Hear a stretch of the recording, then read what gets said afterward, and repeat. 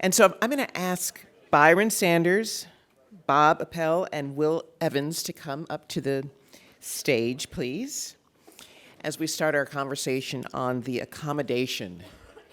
How many of you, I'm just curious, has anybody read The Accommodation? Oh, gosh, I'm impressed. That's right. It's got an interesting history, and I can't wait till you all hear the story here. But for those of you that haven't, this is a book that you might want to, particularly after this conversation, add to your reading list. It's a 1987 book that explores race relations in Dallas during the 50s and the 60s. So we're going to have this first panel that, hi Byron, good to see you, that Byron is going to moderate. Testing 1 2. What? Are we missing books? Oh, okay, good. Oh, okay, you got the props. That's important. So we're gonna have Byron's gonna ably lead us through a conversation, and then we're gonna actually have Jim Schutze come up and as the author, and Kelvin. I know I saw Kelvin. Oh, there he is. Kelvin of the Dallas Citizens Council are gonna come up as well. This is gonna be good. All right, Byron. Hello, testing, and we're good. Okay, hey y'all, how's it going? It is Big Bang is awesome. Been able to come here a few years, a couple times in a row. Tony Fleo, thanks for always facilitating some very interesting conversations. Tony, you have made a mistake, sir. I have the mic, and you do not. So, but anyway, thank you all so much for being a part of this conversation. We're going to have a two-parter, as Alfredi just said, about the accommodation. And it's going to be a great conversation, and it's such a, I think, strangely enough, for a book that was written in 1987, a very timely discussion. And so I'm looking forward to getting there. And we come to this moment, as you can see, this is a hard copy of this book. There is another version of it. There's a different, it's a different cover, right? Maybe some yellowing around the pages, around the edges, because for a while this book could not be bought for anything less than about $900. For those of you, we might have some newcomers here to Dallas. You're like, oh my gosh, was it written in gold? Well, no, it was just taken off the market. And we'll get into a little bit of why that happened, and then also why it's been dubbed by some folks the most dangerous book in Dallas, right? So if that's not a teaser, if that's not a trailer, then I don't know what is. But two of the gentlemen who are responsible for the new, beautiful yellow that we have here are on the stage with us. Bob Appel, Will Evans. And I would love for you all to talk to us about how we got here. How has this book, again, begun to see the light of day?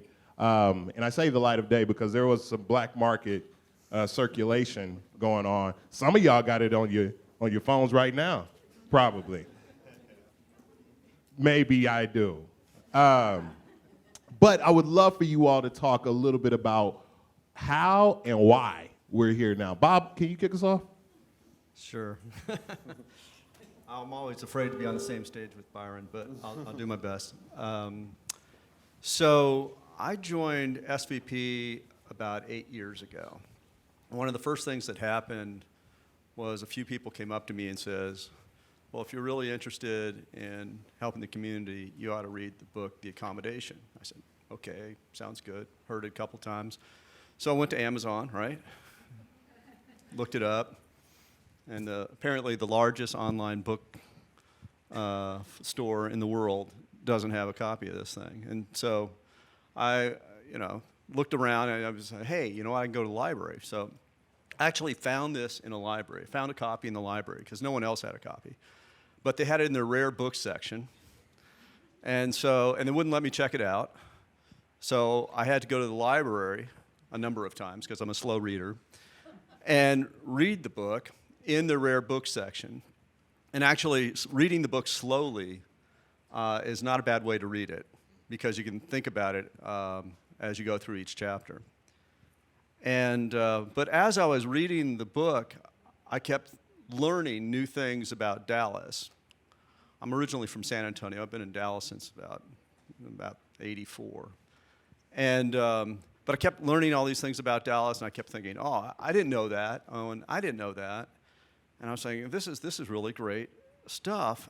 And I was thinking back on what I was learning at SVP, and I was thinking, wouldn't it be great if more people in Dallas knew this information? Because I was certain that if I didn't know this, that there was a lot of other people that didn't know this information as well.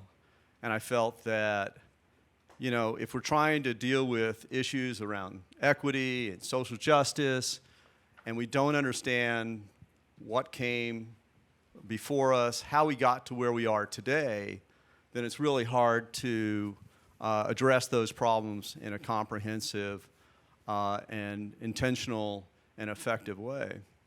And so I thought, as hard as it was for me to find this book, we should make it easier. We should reprint this book. So I thought, okay, we'll just republish it. I'm thinking, okay, this is a great idea. And somehow, I don't know how, but I found out that John Wiley Price owned the rights to the book. So I wrote John Wiley Price, who I didn't know. I mean, I knew who he was, right? But I had no relationship with him. I wrote him a letter and said, I'd like to republish the book. I'd like to talk to you about buying the rights from you. Well, I never heard from him. And so time passed, and then I went to Big Bang. It's this conference that SVP holds once a year. Anyway, so I'm at Big Bang, and I meet Will Evans, and he's got this independent publishing house, and we're talking, and we shared an interest in republishing The Accommodation. At least we expressed that shared interest. But life goes on, and time passed, years passed, and not much. Will had lots of other things in the hopper, and nothing was happening. But I still had that in the back of my mind. I'd love to see that happen. And then I think it was sometime last year in 2020, I'm out walking, and I get a call from Will, and he goes, hey, guess who I met today? I said, who? And he goes, John Wiley Price. And I'm like, really? Did you ask him? Did you ask him? And he said, yes. And he told me that they had acquired the rights or licensed the rights to publish the book. And I said, this is fantastic. And I essentially asked him two questions, or two thoughts. One is, I said, I want to make sure that you have sufficient funding to publish this book, market this book, and get it out there in the world. And two, would you be okay with an impact investment to make that a reality? And Will was quick to agree to both of those things. And within really a few days, we had agreed to what I would call a commercial agreement, whereby I make an impact investment. And here we have the transformation of an idea into reality, thanks to Will and his team's effort to make this actually happen after years and years and years. So I am very grateful to Will for everything he's done. Fantastic, Bob. So Will, Deep Vellum, fantastic institution. For those of you all who are not familiar, it is a great idea. So I would love for you to talk just a little bit about just Deep Vellum itself, but why in tarnation did you decide to do this with this crazy man here? That's the easiest part of the answer, right? The crazier thing is why would someone move to Dallas, Texas and start a publishing house, start a nonprofit publishing house?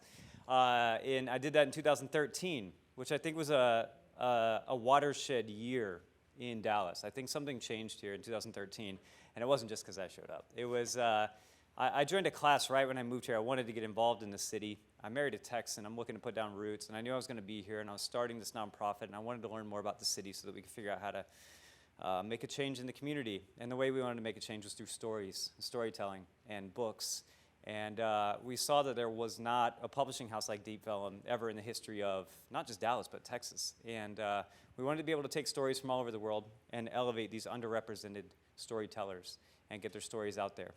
So what spurred the idea was studying Russian literature. And like every good Russian literature major, you get into entrepreneurship when you try to figure out what you're going to be when you grow up. And so I was spurred by the question of why did I know about all these great Russian books that have never been translated and published in English? And if it's a problem in Russia, is it a problem in France? Yes. Is it a problem in Mexico? Yes. Is it a problem in Democratic Republic of Congo? Hell yes. And so I said, well, we should do something about that. And then I said, I have a hunch that it's just as hard to get published if you live in Dallas, right? Especially if you live in South Dallas, especially if it's a story of South Dallas or from anywhere else in the state. I have a hunch it's just as hard to get published. And so I moved here, and I was looking for a way to get involved, and there was a class called The Academy at the time, which was put on by D Magazine, led by Krista Nightingale and Christine Allison, and it was a transformative experience for me to learn about how the city operates, who does what. I remember Byron presented to one of our classes. Did you do that class the year before I did? No, I didn't, but I did You're present it. part of it, yeah. And I got involved with SVP around then. Tony said, I like you. I don't know how we're going to work together yet, but you just come to things. And so Tony started inviting me. And I started learning about this new city that I called home, a city I wanted to learn to love. And everyone in the D Academy class was going, oh, cool, you're new to Dallas. You should read this PDF of this book called The Accommodation, and then you should publish it.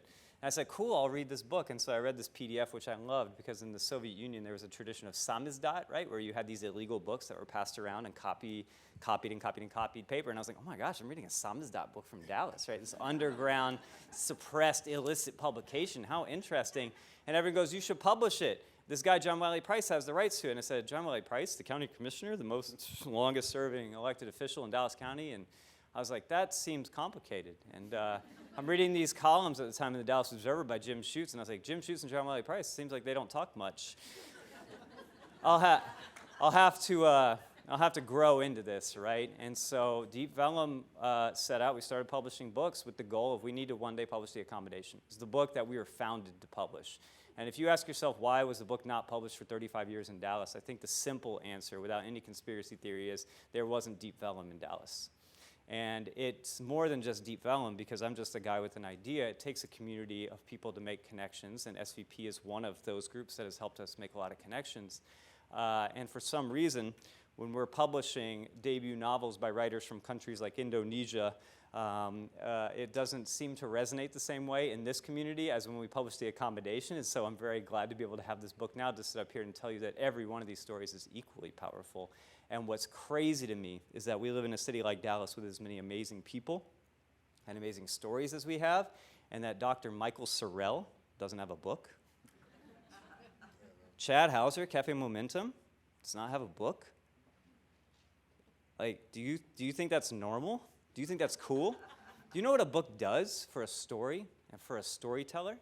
And so we're out here sitting in front of you today to say it's an honor to be able to partner with Bob as a way of being able to do the book the justice it deserves, to put it out in a really beautiful edition that readers are going to be able to find and fall in love with and learn from. And know that this book is not the answer. In fact, this book is a question.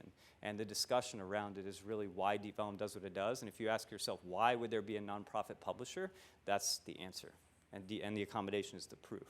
And so that's sort of the genesis in addition to what Bob told you. And we want to thank Bob Wright today, don't we? Indeed. So for everybody, have you all looked in your gift bags yet today? For those of you who have and haven't read The Accommodation, if you would like a hard copy, look in your gift bag. Everybody got this sheet with a QR code on it. And if you scan that QR code, you can put in your information to get a free copy of The Accommodation in print. We'll mail it to you in December when the reprint arrives, because the first print run of The Accommodation sold out in 2 weeks. And sold way more copies of this edition, so if you have an original, hold on to it. It's now worth way more. It is way more of a collector's item. Now they're flooding the market with these new yellow books. More to come, though, right? More to come. So yeah, the book is being reprinted. It's taking a long time due to supply chain issues that everybody's reading about in the paper, but it'll be here in early December. And in the meantime, if you do the QR code, we'll make sure you get a print copy, and you'll get an ebook delivered to your email inbox in response to that, so you can read the ebook. And it's just been amazing to see the way the community has come out to support this book. Communities Foundation of Texas really helped us put on a launch event last month for the book with Jim and John in conversation for the first time in 20 years, and to talk about the themes of the book and like what has changed, if anything, in Dallas, which is an amazing conversation. And you know, we have customers buying this book by the box, 24 copies a box, and they're buying it by the box. And it's just been extraordinary to see who is doing that. And so I think Garden Cafe in East Dallas is the only place left in town with a copy, so you should hit them up. Awesome. These gentlemen, thank you all so very much. We appreciate you for telling the re-origin story of the book and how it's seeing the light of day again. Thank you all so much, and we're going to go ahead and move on to the next.